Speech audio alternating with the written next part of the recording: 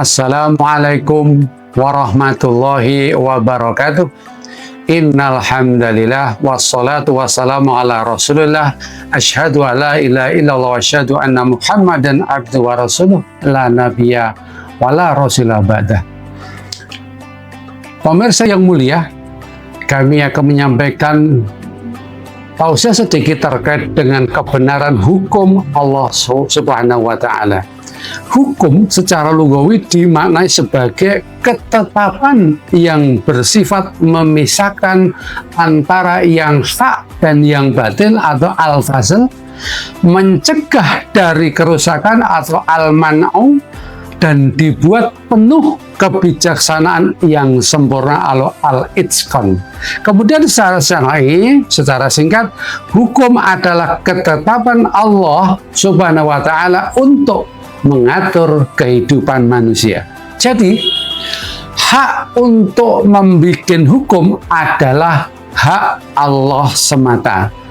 Allah telah tegaskan dalam firman-Nya, satunya dalam surah Yusuf, surah ke-12 ayat 40 dan ayat 67, Allah berfirman, A'udzubillahi minasyaitonirrajim, Innil hukmu illa lillah. Menetapkan hukum itu hanya milik Allah semata. Yang kedua, dalam surah Al-Haqqah, surat ke-69, ayat ke-51, Allah berfirman, Wa innaka lahakul yakin. Sesungguhnya Al-Quran benar-benar kebenaran yang meyakinkan atau tertinggi. Kemudian Allah tegaskan juga dalam surah Al-Baqarah, surah kedua, ayat kedua, Dzalikal kitabu la raiba fihi hudal lil muttaqin. Kitab Al-Quran ini tidak ada keraguan padanya, petunjuk bagi mereka yang beriman. Jadi jelas sekali bahwa hak membuat hukum dan menetapkan hukum hanyalah milik Allah semata. Kemudian yang lainnya, kenapa kita menggunakan sumber hukum itu hanya dari Allah Subhanahu wa taala, bukan dari akal manusia? Sekali lagi, kenapa? Yang pertama sebabnya, hukum yang berasal dari Allah itu mutlak kebenarannya.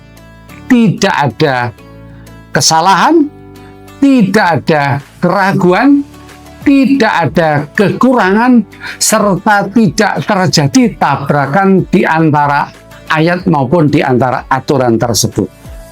Yang kedua, standar atau al-miqyas yang dibuat Allah itu tidak akan berubah sampai kapanpun.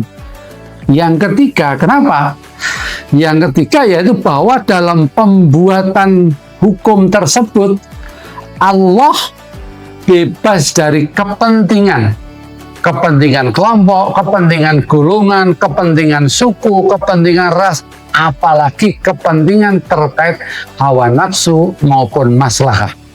Dan yang keempat, ini yang paling penting, adalah bahwa hukum yang dibuat oleh Allah itu mempunyai konsekuensi yang luar biasa, yaitu konsekuensi yang akan kita nikmati waktu di akhirat.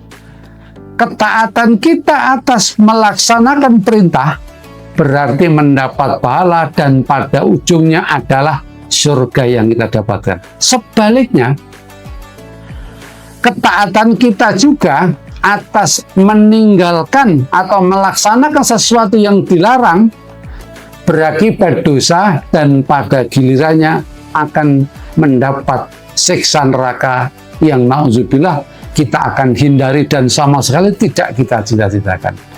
Kurang lebihnya demikian.